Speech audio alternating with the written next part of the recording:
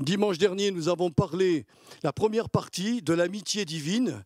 Et on avait pris comme thème le psaume 100, verset 4. Et voilà ce que disait ce verset 4. « Entrez dans ses portes avec des actions de grâce, c'est-à-dire des remerciements, et dans ses parvis avec des louanges. » Je considère que le Seigneur ne nous a pas appelés d'entrer dans sa présence avec des requêtes, avec des supplications et des prières. C'est trop souvent ce que le peuple de Dieu, on lui a appris.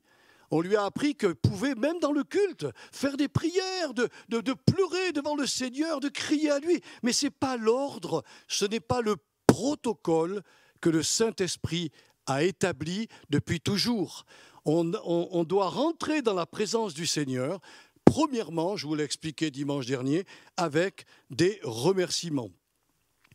Comme je vous l'ai dit, recevoir la grâce imméritée de Dieu et rendre grâce à Dieu, c'est-à-dire lui dire quotidiennement merci, mais je rajoute, parce que beaucoup de gens ne comprennent pas, merci avec mes lèvres, avec ma bouche. On l'a vu jeudi soir, la gloire de l'homme, sa gloire c'est sa langue. Et nous sommes appelés à glorifier le Seigneur avec notre langue. Donc, c'est important ces choses. Et la Bible nous dit que nous devons être à cet effet initiés. Et je vous ai parlé aussi que lorsque nous, lorsque l'on fait monter vers le Seigneur des remerciements pour toutes choses dans nos vies, eh bien, nous montrons la vraie foi de Dieu. Et je vous ai pris l'exemple des 10 lépreux. Sur les 10, un est revenu. Et si vous reprenez le texte de Luc, chapitre 17, versets 1 à 19, vous verrez qu'à ce Samaritain, le Seigneur lui dit « Et les autres, où sont-ils » Les autres ont pris leur guérison, ça a été un coup de bol pour eux. Ça a été vraiment un coup du destin, ils ont dû se dire, mais ce Samaritain s'est dit, je vais retourner vers le Seigneur Jésus. Et là, il s'est mis à genoux et il a adoré le Seigneur. Il a manifesté la foi qui sauve. Et le Seigneur lui a dit, en plus de ta guérison physique, je t'accorde la guérison spirituelle, c'est-à-dire tu es délivré de tes péchés et du péché. Tu auras le pouvoir de dominer sur cette force qui conduise les hommes, malheureusement, dans l'éternité loin de Dieu. Donc, être initié à remercier notre Seigneur en toutes circonstances va nous permettre, je vous l'ai dit, on ne va pas le redévelopper ce matin, d'affronter toutes les épreuves de la vie.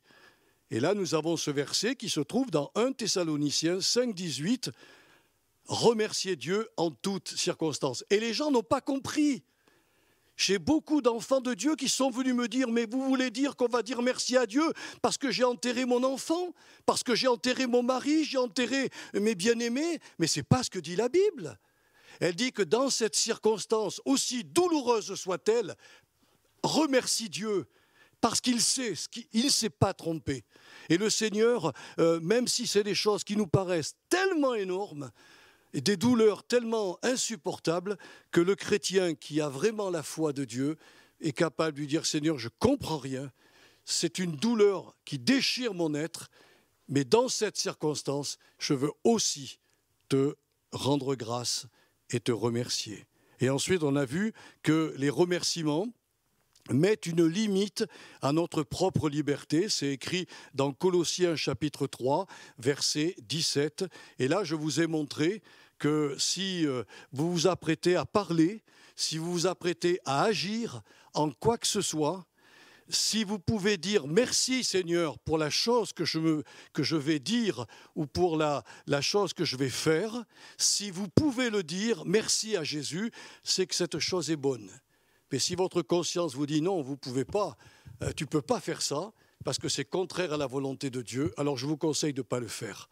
L'apôtre Jacques, le demi-frère de Jésus, a dit « Si quelqu'un sait faire ce qui est bien et ne le fait pas, il commet un péché. » C'est clair, hein, la Bible, elle est d'une logique, mais alors implacable. Si vous savez ce que vous faites est bien, c'est merveilleux. Mais si votre conscience vous dit c'est mal et que vous faites ce qui est mal, vous commettez un péché devant Dieu, c'est-à-dire la communion avec le Seigneur est stoppée. Coupée, comme le téléphone, comme Internet, clac, il n'y a plus rien. Le Seigneur est toujours là, mais il ne vous parle plus. Vous écoutez sa parole, mais il n'y a plus rien qui rentre. Le Saint-Esprit ne fait plus le travail. Réfléchissons, frères et sœurs. La Bible, elle nous dit la vérité pour que nous marchions dans la vérité. Alors, il y avait un dernier, disons, thème que je voulais, sur les remerciements, vous parler. J'aimerais que tu me mettes Jonas, chapitre 2, versets 9 à 10. Il y a 2 versets ici. Alors, Jonas, là, il va parler dans le ventre du grand poisson. Vous savez, vous connaissez l'histoire. Hein, il s'est enfui. Dieu lui dit, tu vas aller prononcer pendant 40 jours la condamnation de Ninive. Et le prophète a dit, ça y est, à tous les coups, Dieu veut bénir cette ville et sauver ses gens. Et c'est ce que Dieu voulait faire. Et Jonas, ayant capté la volonté de Dieu, il s'enfuit. Il va à Tarsis, il prend un bateau, et voilà qu'il y a une grande tempête. Les marins prient leur Dieu à eux, et ils s'aperçoivent que Jonas est en bas en train de dormir tranquillement, mais vraiment, il dort profondément malgré la tempête. Il le réveille, et il lui dit, et toi, ton Dieu, tu ne le pries pas? Ah, mais il dit, mais la tempête, c'est à cause de moi. C'est à cause de moi. Alors ils ont ouvert des grands yeux, ils leur ont dit, vous voulez qu'elle cesse la tempête? Prenez-moi et jetez-moi à l'eau. Ils se sont dit, il est vraiment pas bien ce gars. Et ils l'ont fait. Ils ont dit, si, allez-y. Et ils l'ont pris, ils l'ont jeté à l'eau. Et la tempête s'est arrêtée. Et un grand poisson est arrivé et a avalé Jonas. Et dans le ventre du grand poisson, il va prier. Et puis voilà ce qu'il va dire. Ceux qui s'attachent à de vaines idoles éloignent d'eux la bienveillance. Pour moi, je t'offrirai des sacrifices avec, alors écoutez bien, c'est pas n'importe quoi, avec un cri de reconnaissance, j'accomplirai les vœux que je t'ai faits, le salut appartient à l'Éternel. Savez-vous que cette décision a été prise par Jonas à l'intérieur du ventre du grand poisson? Il se trouvait dans une circonstance où il n'avait aucun espoir d'en sortir, aucun. Et là, il se dit, je connais mon Dieu, si je m'approche de lui avec de la reconnaissance, même avec un cri, parce qu'à l'intérieur du grand poisson, il s'est dit, il ne va pas m'entendre, il faut que je crie. Et il s'est mis à crier. Et il a offert à Dieu de la reconnaissance. Il dira, j'accomplirai mes vœux envers toi, Seigneur. Et au moment, écoutez bien, c'est ça qui est fou, la Bible nous dit, alors l'Éternel parla au grand poisson et le poisson vomit Jonas sur la terre. Au moment où il crie sa reconnaissance à Dieu, Dieu intervient. Alors j'ai noté que les remerciements nous permettront d'entrer dans le surnaturel divin. Ça, c'est une action surnaturelle de Dieu. Déjà être avalé par un grand poisson, et ensuite être rejeté par le même poisson. Parce que Dieu a parlé au poisson. Je considère Jonas comme étant le type du chrétien confronté à de sérieux problèmes et dont l'espoir d'en sortir est quasiment nul. Si ce chrétien-là est initié à rendre grâce à Dieu, c'est-à-dire à le remercier au cœur de ses difficultés, son âme basculera, elle aussi, dans le surnaturel divin. Mes frères et sœurs, tout ce qui est écrit dans la Bible est pour notre instruction. Ne croyez pas que Dieu ait mis cette histoire de Jonas pour les petits-enfants, pour qu'on leur raconte des petites histoires. Ces faits se sont réalisés parce que nous sommes comme Jonas.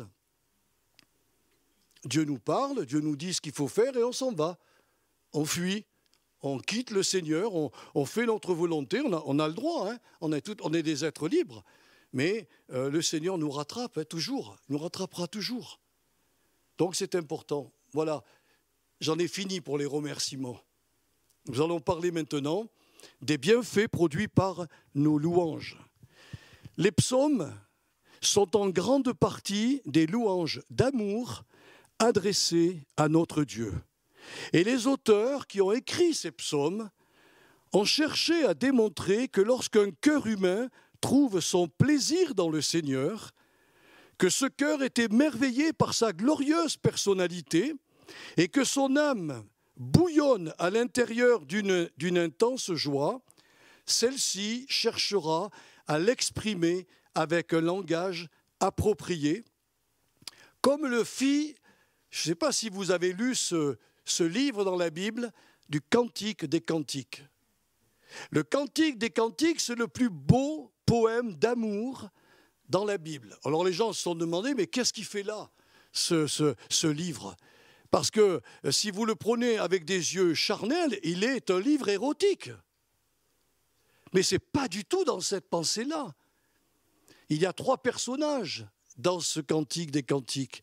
Il y a la Sunamite, qui représente l'épouse, qui était à l'époque Israël, et qui aujourd'hui représente l'Église. Et il y a Salomon, qui lui, dans son harem, cherche à séduire la Sunamite, à l'attirer pour avoir avec elle des relations. Et lui représente vraiment la tentation que provoque le diable dans la vie des chrétiens. Et la Sunamite, elle était amoureuse, follement amoureuse d'un berger, d'un petit berger qui se trouvait à l'extérieur du harem. Et il venait de temps en temps la visiter. Voilà comment on doit s'adresser à notre divin berger. Quand on était amoureux, je me souviens, et vous avez dû passer par la même phase, mon amoureuse, c'était la plus belle, quoi. Personne ne pouvait avoir une femme plus belle que la mienne. Et je lui disais des mots d'amour, et elle devait certainement m'en donner aussi. Je la trouvais belle, je la trouvais intelligente, je la trouvais extraordinaire. Aujourd'hui, on ne trouve plus Jésus extraordinaire, hein, mes frères et sœurs. Hein. Jésus, cette vision de l'amour, on n'est plus amoureux. On n'est plus amoureux du Seigneur. Et on s'aperçoit que ce que Jésus a écrit à l'église d'Éphèse, il lui a dit, ce que j'ai contre toi, c'est que tu as abandonné ton premier amour. Et là, le Seigneur ne s'adresse pas à l'église d'Éphèse parce qu'elle a commis une déviation spirituelle. Non, non.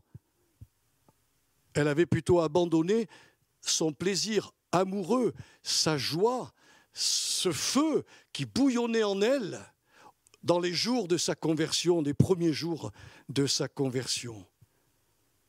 Ainsi, mes frères et sœurs, louer Dieu, ce n'est pas l'encenser de paroles flatteuses. Prenez le dictionnaire français et vous verrez que le verbe louer, ça veut dire flatter, encenser une personne. Dieu n'a pas besoin de ça. C'est le dictionnaire français qui nous donne cette définition. Mais dans la Bible, louer le Seigneur, c'est qu'on est dans l'admiration, dans l'émerveillement, parce que notre cœur est amoureux de Jésus. Et quand on est amoureux d'une personne, on parle de cette personne autour de nous. Les gens qui sont amoureux du vin, du bon vin de la région d'où j'habite, ce sont des gens qui parlent de leur vin, qui parlent de leur vigne, qui parlent de leur cépage. Le plaisir abondant que nous avons pour une chose me pousse à en parler. Aujourd'hui, constatons, frères et sœurs, constatons que l'Église est en train d'abandonner son amour pour Jésus. Parle-t-on tous les jours à un voisin, à un ami de travail du Seigneur? Je vous garantis qu'on n'en parle plus. On n'en parle plus. Il y a même une communauté, je l'ai lu ce matin, c'est Derek Prince qui l'a écrit dans un de ses ouvrages. Aux États-Unis, il y a une communauté qui est grande, très grande communauté. Eh bien, quand il a été dans cette église, il y a un ancien qui est venu le voir et il lui a dit, vous savez, ici on parle beaucoup plus de Platon, on parle de tous les philosophes que de Jésus-Christ. Mes frères et sœurs, l'esprit de l'Antichrist est en train d'entrer dans l'église du Seigneur. S'il peut ravir le bonheur et la joie, votre désir amoureux, il le ravira. Le diable le ravira. Il ne veut pas que vous soyez amoureux de Jésus-Christ. Alors voyez, louer Dieu, ce n'est pas l'encenser de paroles flatteuses, mais c'est lui exprimer le prix qu'il a à nos yeux et le lui exprimer par des éloges d'amour sans égal. Je considère que nos louanges d'amour que nous allons offrir au Seigneur va lui permettre d'avoir un trône sur nos vies. Et là, je te demande de me mettre le psaume 22, verset 4. Vous allez voir ce qui est écrit. « Pourtant, tu es le Saint, tu sièges au milieu des louanges d'Israël. » Je suis allé voir ce que voulait dire le verbe « siéger » en hébreu. Il signifie à la fois s'asseoir et avoir une habitation. C'est le même mot qui est employé pour ces deux termes. Eh bien, si nous, chrétiens, nous sommes initiés à offrir sans cesse à notre Dieu un sacrifice de louange, et comme le rajoutera la lettre aux Hébreux, parce qu'il faut qu'on soit, nous, les êtres humains, il nous faut des mots pour qu'on comprenne bien. Un sacrifice de louange, c'est-à-dire le fruit de lèvres qui confessent son nom. À l'église d'Éphèse, il ne fait pas de reproches doctrinales. Il fait simplement, il montre qu'elle est vivante, enfin elle fait des œuvres, elle fait du travail, elle sert le Seigneur. Mais le plus important, c'était qu'elle n'était plus amoureuse de Jésus, quoi. Il n'y avait plus cet amour. Alors quand on fait monter vers Dieu nos louanges, non pas nos flatteries, hein, Seigneur, t'es beau, t'es le meilleur, t'es le plus beau, t'es extraordinaire, c'est pas ça qu'il veut. Hein. Mais quand on l'aime et qu'on lui dit, Seigneur, tu ne peux pas savoir, depuis que je suis converti, le prix que tu as à mes yeux, et je veux te le dire ce matin, eh bien c'est comme si nous l'invitions à s'asseoir sur le trône de notre vie, et puis si toute l'Église fait cela, nous l'invitons également à s'asseoir sur le trône de notre communauté, pour y exercer son règne, son autorité et sa puissance. Donc, les louanges d'amour qui montent vers le Seigneur, premièrement, elles lui donnent un trône pour qu'il puisse régner sur nos vies et sur notre communauté. Ensuite, nos louanges d'amour envers le Seigneur seront pour nous une protection contre l'abattement et la tristesse psychique. Est-ce que tu peux me mettre Ésaïe 61, verset 3 ? Pour accorder à ceux de Sion qui sont dans le deuil, pour leur donner de la splendeur au lieu de la cendre, une huile de joie au lieu de deuil, un vêtement de louange au lieu d'un esprit abattu, afin qu'on les appelle térébintes de la justice, plantation de l'Éternel, pour servir à sa splendeur. Vous vous rendez compte ? Au lieu de l'abattement d'un esprit abattu, un vêtement de quoi ? C'est pas moi qui l'invente, frères et sœurs. Un vêtement de louange. Tu as du prix à mes yeux, Seigneur. Tu es merveilleux. Votre esprit sera protégé. Protégé contre ce qu'on appelle généralement la dépression, hein, mais que l'on peut dire aussi, on peut le traduire par la lourdeur d'esprit, hein, qui engendre malheureusement toutes les formes de dépression comme la tristesse, la lourdeur mentale, comme je viens de vous dire, et puis tous les ces dépressions que l'on a en nous, qui nous abat. On le voit dans le psaume 42 et le psaume 43. Le psalmiste va dire, mais à son âme, pourquoi tu t'abats à l'intérieur de moi ? Pourquoi ? Et vous savez la solution qu'il lui a donnée ? Si vous connaissez votre Bible, c'est clair. Loue ton Dieu. Loue ton Dieu. Exalte-le. Dis-lui qu'il a du prix à tes yeux, que ton cœur est amoureux de lui, qu'il a une personnalité extraordinaire et que tu es heureux de travailler pour lui. Fais-le. L'esprit de dépression, l'esprit abattu te quittera. Si vous faites cela, vous n'aurez plus besoin d'antidépresseurs, hein. Le diable est toujours à l'affût pour attrister le peuple de Dieu, pour l'accabler, pour l'oppresser de pensées d'impossibilité et de défaite. Si donc nous sommes initiés à offrir sans cesse à notre Dieu un sacrifice d'amour et de louange, l'Esprit Saint protégera nos esprits contre toutes les formes de dépression. Bien plus, mes frères et sœurs, les louanges d'amour offertes à notre Seigneur sont une arme que Dieu a placée dans notre bouche pour faire taire le diable et ses suppôts. Regardez ce qui est écrit dans le psaume, je ne te l'ai pas marqué, mais je vais le citer, hein, dans le psaume 8, verset 3. Et après, dans Matthieu 21, versets 15 à 16, le Seigneur Jésus va expliquer les choses. Dans le psaume, il dit « Par la bouche des enfants et des nourrissons, tu as fondé ta gloire pour confondre les adversaires, pour imposer, c'est quand même fou ce que je vais vous dire, pour imposer silence à l'ennemi et au vindicatif. » Or, que nous dit la Bible? Que le diable nous critique, nous juge tous les jours devant le trône de Dieu. Eh bien, le Seigneur va lui fermer la bouche si nous sommes capables de le louer, d'entrer dans des louanges d'amour. Voilà. Jésus démontre que cette gloire divine qui imposera silence aux adversaires de Dieu et aux vindicatifs n'est autre que le sacrifice de louange. C'est écrit dans Matthieu 21, 15 à 16.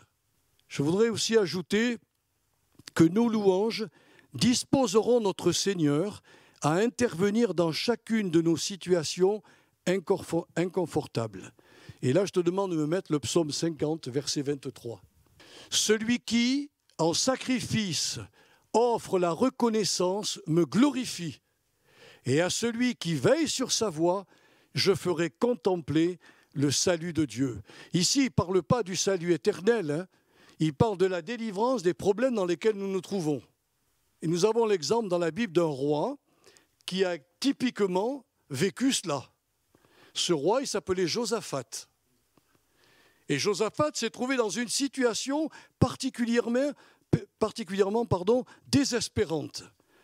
Quand on est venu lui dire qu'une armée puissante venant de l'Orient marchait contre lui pour l'anéantir, Josaphat savait très bien qu'il n'avait aucune ressource suffisante en hommes et en armes pour affronter cette armée. Alors il fit la chose la plus intelligente qu'il faut faire. Quand vous vous trouvez dans une situation comme ça, Josaphat est entré dans le temple de Dieu et il a parlé au Seigneur. Il a cherché la face du Seigneur dans le jeûne et la prière. Et il reçut la réponse à travers un lévite lui disant que dans cette affaire-là, il n'aurait pas à combattre. Alors Josaphat a fait quelque chose qui est incroyable. Il avait vraiment la foi, ce frère, hein. Josaphat, il va tenir conseil avec le peuple et il désigna des chantres pour l'Éternel afin de faire entendre la louange avec des ornements sacrés, disant « Célébrez l'Éternel, car sa bienveillance durera toujours. » Et vous savez quoi, mes frères et sœurs?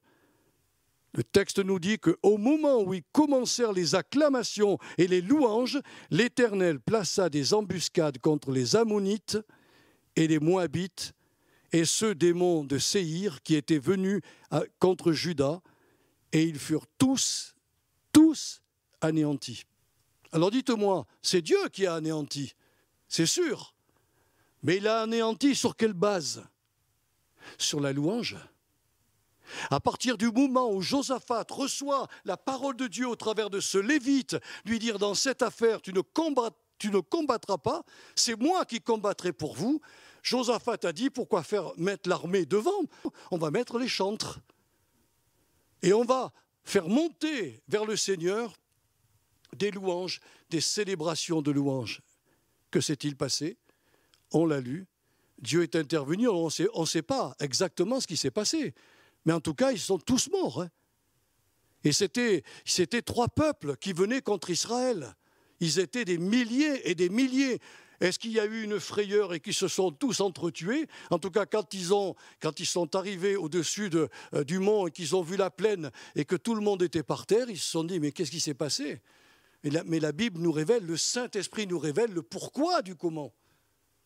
Les louanges à Dieu, l'amour qu'ils avaient pour le Seigneur, pour sa parole, prononcée avec des cœurs pleins de joie et des cœurs enthousiastes, en lui disant « Ô Éternel, nous t'aimons, tu nous as donné ta parole, tu es grand, tu es le Dieu le plus fort. » Et Dieu est intervenu. Je trouve ça extraordinaire. il s'est passé un même événement dans le Nouveau Testament, lorsque Paul et Silas se sont trouvés dans la ville de Philippe. Là, ils ont prêché l'Évangile, puis s'est passé des résultats merveilleux, voire même un démon qui est parti. Mais malheureusement, ce démon rapportait beaucoup d'argent à son patron, enfin à la société qui l'embauchait.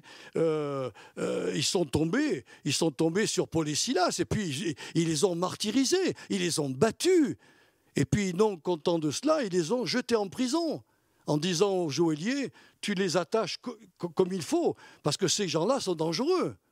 Et là, dans leur prison, pas une plainte, pas une critique contre le Seigneur, aucune parole négative sortant de leur bouche. Paul dit à Silas, tu peux dormir, toi ? Il a dit, après tout ce qu'on a pris dans la tête, je suis bien réveillé. Eh bien, tu sais, on va chanter. On va chanter à la gloire de Dieu. Et ils se mirent à chanter les louanges du Seigneur. Et au moment où ils ont commencé à chanter, les murs de la prison ont tremblé. Tous les liens des prisonniers se sont ouverts. Les portes des cachots se sont ouvertes. Et le geôlier, quand il a vu ça, il a dit, ils sont tous partis, je vais me tuer. Et Paul lui a dit, non, non, non, tu te fais aucun mal. Nous sommes tous ici, mes frères et sœurs. C'est écrit dans Actes 16, verset 23 jusqu'au verset 34. C'est une histoire de dingue. Mais avec Dieu, c'est constamment une histoire de dingue.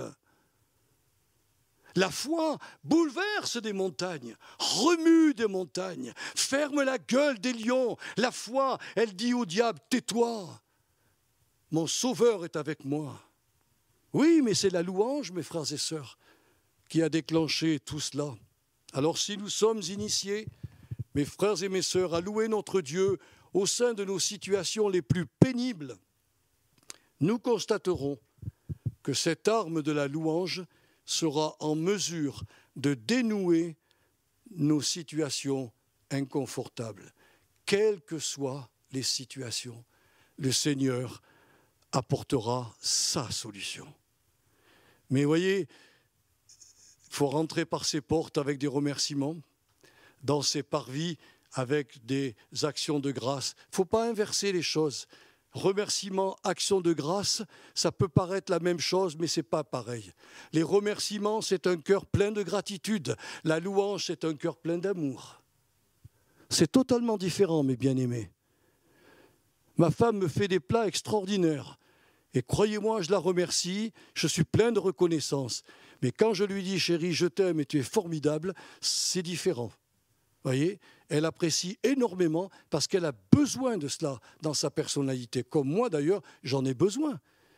Il ne faut pas confondre les choses. Ça peut se ressembler, mais ce n'est pas pareil. Je te remercie Seigneur pour ta bonté. J'ai de la gratitude envers toi parce que tu m'as secouru dans plein de domaines. Mais quand je loue le Seigneur, je lui manifeste mon amour comme la Sunamite parlait à son berger qui se trouvait en dehors du harem et qu'elle lui disait « Tu es beau, mon bien-aimé. Oh, tu es beau parmi tous les lys.